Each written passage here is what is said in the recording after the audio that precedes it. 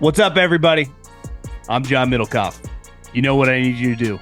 Subscribe to our YouTube channel. We got content for days reacting to every NFL game all the time, every single day. Subscribe, like the videos. Let's go. I wanted to hit on Oklahoma with you because John Mateer, a lot of people are high on him bringing his offensive coordinator.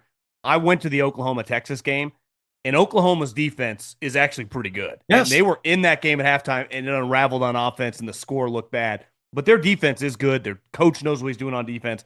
Offense was a joke. The Arnold thing, now he's at Auburn. They are really high on John Mateer. They had a bunch of injuries last year, right, to wide receivers and offensive linemen. Could Oklahoma be – because a lot of people said, like, Texas is going to make the transition easier than Oklahoma. It kind of overwhelmed Oklahoma a little bit, but clearly they are higher on this team going into this season than they have been on previous from a talent standpoint, starting with quarterback, where Oklahoma historically has been pretty damn good at that position, right, the last 25 years. Yes. You saw a team last year that had a fatal flaw. You didn't see a team that was fatally flawed. You saw a team that made a poor hired offensive coordinator, quarterback never got off the ground, and a top 20 defense got wasted.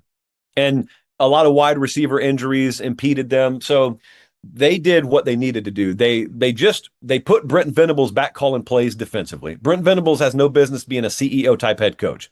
He ought to be a guy who delegates offensively. And in this case, they went and hired their new quarterback's former offensive coordinator. So that's a great package deal. And he will have his hands on that defense. Dude, that conservatively should be a top 15 defense this year. Underreported is the fact that they also went to Cal and got Jaden Ott at running back. And no one's talking about him because of John Mateer. So they got good tailback talent. They got excellent quarterback talent. Outside of a kid named Deion Burks, who they took from Purdue last year, would have blown up last year had he not gotten hurt. Outside of him, they retooled that wide receiver room. That's what they had to do. So, dude, Oklahoma is a top 10 caliber team. And I don't care who doesn't know that, because they'll play Michigan and Auburn the first 4 weeks of the year, I think. And you'll see. They have an egregious road game at Temple, by the way. I have no idea what they're doing. They go to Temple. Not on Sunday, not synagogue. Like, they literally go to Temple to play a football game. But outside of that, John, I think they're going to be undefeated when they play Texas in the Red River game. And I think by that point, everyone's attention will be on OU. They next to Florida have the second toughest schedule to me in the country. Both of those teams are equipped, I think, to navigate that and be in contention. And you got to think, if either of those teams can go 9-3, that's the kind of schedule that you can get in the playoffs going 9-3 against. You don't need to sink a 30-foot putt to score big this weekend. Just fire up the DraftKings Sportsbook app and take your shot at the green, the kind with dollar signs. Whether you're a diehard golf fan like myself or just in it for the Sunday drama, DraftKings has everything you need to make the round a little more exciting. Live bets, prop plays, and odds boosts. Here's the thing. Are you new to betting on golf? You can bet on the winner. You can bet on a guy to top 5. You can bet on a guy to top 10. My bet last week, I'm going to roll over again. I got Scotty to win, and I parlayed that with Tommy Fleetwood and Ben Griffin, 2 top 10. I think if you want to have a little action on Scotty, he was one missed putt away from being in the playoffs. We know Fleetwood's not going to win, but he's going to be in the mix. Ben Griffin is hot right now. One other guy, Cam Young. So between Cam Young, Tommy Fleetwood, and Ben Griffin, I like those guys to top 10, and I think Scotty Scheffler gets it done. So any sort of combination with those guys this week, I'm fired up on. Take your swing at winning some dough this week. Download the DraftKings Sportsbook app and use the code JOHN. That's code JOHN for new customers to get $200 in bonus bets instantly when you bet just $5. Only on DraftKings. The crown is yours. You last week, I was texting with Jim Nagy, actually the GM of the Oklahoma Sooners, and he was going to come on the show, and he might come on later this week. And he was like, "I actually got to go to this GM symposium." And then I saw a bunch of clips. It's you're interviewing Herb Street, you're hosting different things. And we start texting about just the growing industry. And Jim Nagy's a good example, right? Former NFL guy. He now runs a crew of they got a pretty accomplished staff. Yes. We're working under him. You look, a lot of people, the guy that got me started at Fresno State has been there since Bob Stoops and Lincoln Riley. They got guys that have done a lot. So the GM job in college football, Ed Manowitz, who I think headed up this GM symposium, was one of the original guys 15 years ago for Nick Saban, but it wasn't really called the GM. So what it is now is a completely different ball game.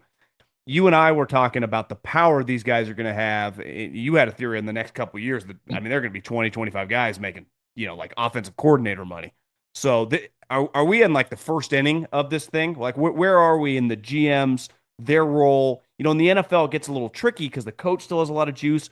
Are these guys working independently? Do they have more juice than the coach? How's this all playing out in college football? It's total case by case. And I know there are a lot of diehard college football fans watching this, but let me tailor this answer more towards a secondary or casual college football fan who sort of drives by the sport. Yes, the general manager role, everyone's got one now. It went from this fringe sort of novel concept 5 years ago to everyone's got one. That's about where the similarities end. Because I could talk to Courtney Morgan at Alabama, and the roles and duties on his plate are totally different than Nagy at Oklahoma, totally different than Austin Thomas, totally different than Chad Bowden. So you've got general manager in name, and that's about where it ends as far as me knowing what you do on a day-to-day basis. Some of these guys are directly managing cap. Some of them outsource that or delegate that entirely.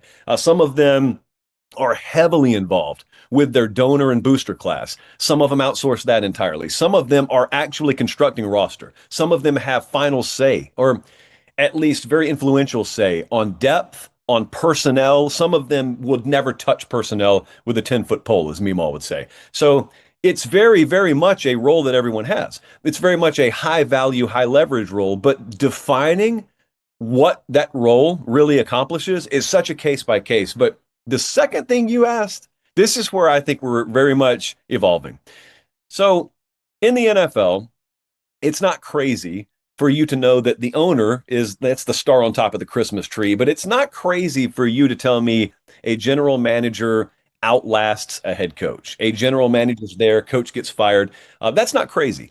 In college football, we have not gone through this yet. So in college football right now, I can tell you there are at least two major programs out there where internally one of the concerns I've gotten from head coaches is I'm in a situation where I'm not so sure who I'm answering to. This is over the past year. I'm not so sure who I'm answering to. I'm not so sure what the authority tree is in this organization. And there is a widely held belief that there have been some hires at the general manager position over the past few years that are built to outlive the head coach, that are built to be in lockstep with the athletic director.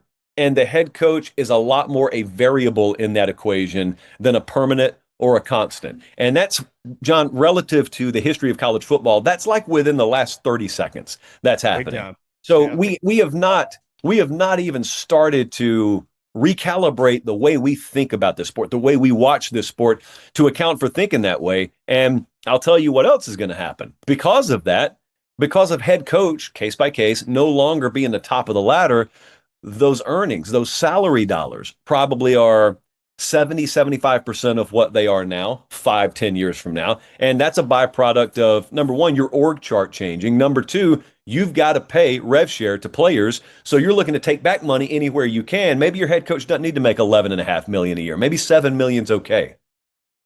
So we are not that far away then from forever. It was like program X needs a head coach, right, in college football. The AD kind of runs point, and the president, or however their university set up with academia, is heavily involved. The GM running point on the search then within this calendar cycle, or maybe within the next 2 years, would you say there's a prominent GM who is like with the AD, but really the AD puts it on him a little bit more? The AD, I mean, kind of their job is coaches under them, right? How is that where we're in kind of this weird joint where is some of these GMs going to have more juice than the AD when it comes to the football program?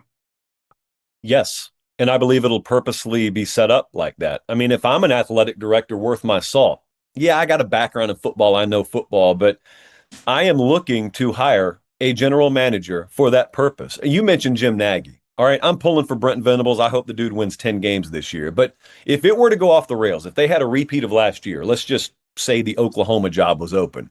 I 150% believe Jim Nagy is running point on that coaching search. I don't think he's going anywhere. I think he's there even if the head coach and his staff is out. And also, you're in an athletic director transition right there. Joe Castiglione's been at OU forever, and he's about to head out the door. I don't think it's just mere coincidence that they made sure they had an ironclad general manager in place before they started that AD transition period. I don't even know who's getting the AD job at OU. So yeah, I think absolutely Nagy would run point there. Now, there's some other ADs out there who would say over my dead body, is that going to happen? So yet again, it's very much case by case right now. It's very convoluted.